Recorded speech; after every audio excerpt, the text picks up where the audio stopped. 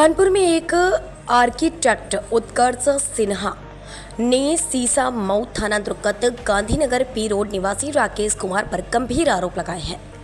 उत्कर्ष सिन्हा का आरोप है कि राकेश कुमार ने मकान बेचने के नाम पर उनसे 35 लाख रुपए ले लिए, लेकिन मकान उन्हें न देकर किसी अन्य व्यक्ति को बिल्डर एग्रीमेंट पर बेच दिया।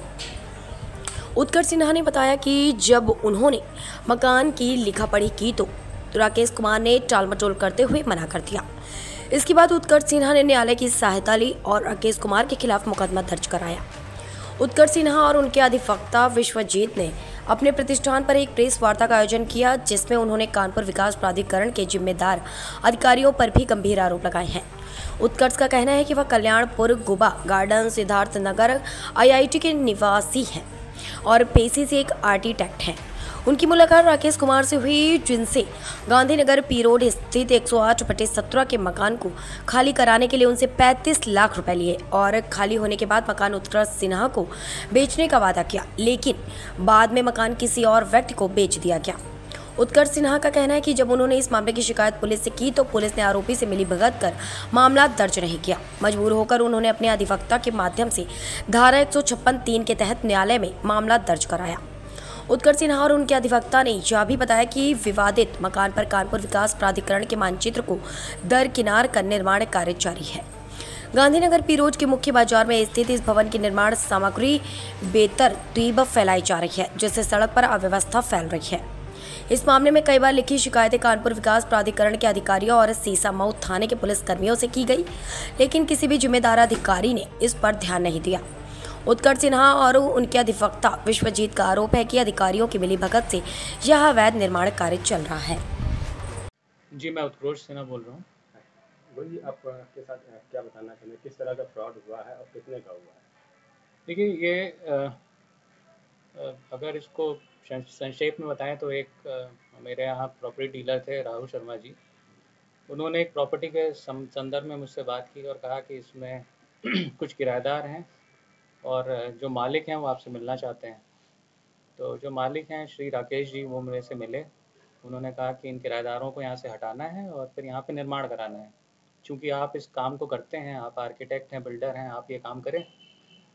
तो उन्होंने जिन जिन लोगों को पैसे देने को कहा, मैंने पैसे दे दिए और एक विश्वास पे सारी चीज़ें हो गई।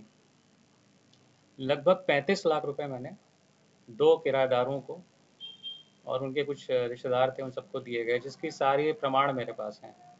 एक वीडियो प्रमाण है और उसके अलावा जो है कुछ नंबर 1 का पैसा भी दिया गया, वो सारा बैंक अकाउंट से डिडक्ट हुआ, उनके अकाउंट में गया, उसकी पूरी डिटेल मेरे पास है। इसके बाद कुछ समय तक ये प्रॉपर्टी ऐसी पड़ी रही। एकाएक इसमें मुझे ऐसी जानकारी मिली कि इस पर बिल्डर्स एग्रीमेंट हो गया है। श्री राकेश जी जो मुझसे मिले थे और मेरे ही पैसे को लेके उन्होंने किराएदारों को हटाया था, उन्होंने राहुल शर्मा को साथ में लेकर और 1-2 लोगों को शामिल करके इस पे बिल्डर्स एग्रीमेंट कर लिया, बिना मेरी जानकारी के। जब मैंने इस पे ऑब्जेक्शन किया तो उस पर कोई कार्रवाई नहीं हुई। आपने कहीं शिकायत वगैरह की है? जी बिल्कुल।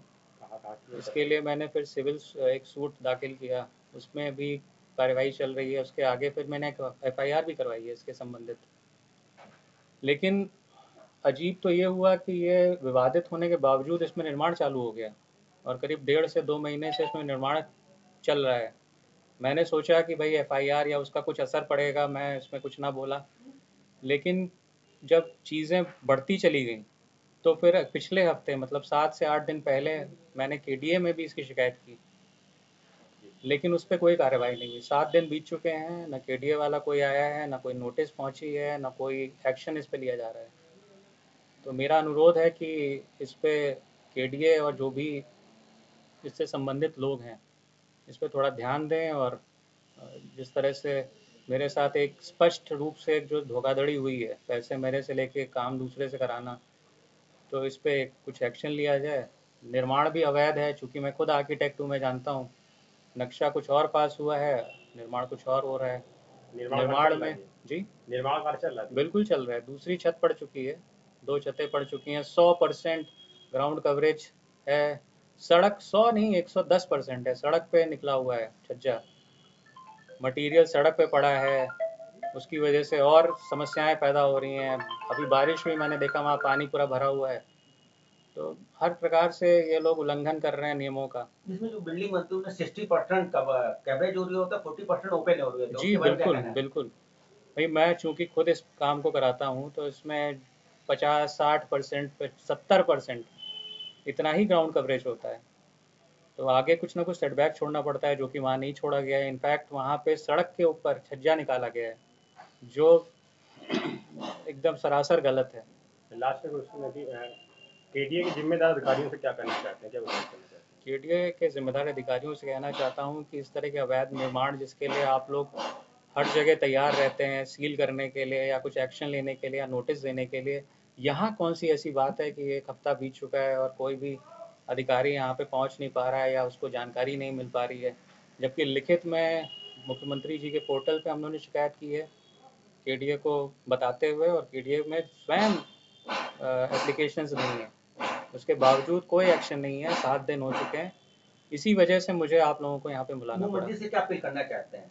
मुख्यमंत्री जी से तो मैं 2 चीज़ों में अपील करना चाहता हूँ। एक तो इस तरह के जो फ्रॉड हो रहे हैं खुलेआम उनको देखें, और जो हम लोग इसमें परेशान होते हैं उसमें कुछ एक्शन फास्ट हों, और केडीए को सबसे पहले तो वो गाइड करें कि इस तरह के निर्माणों को वो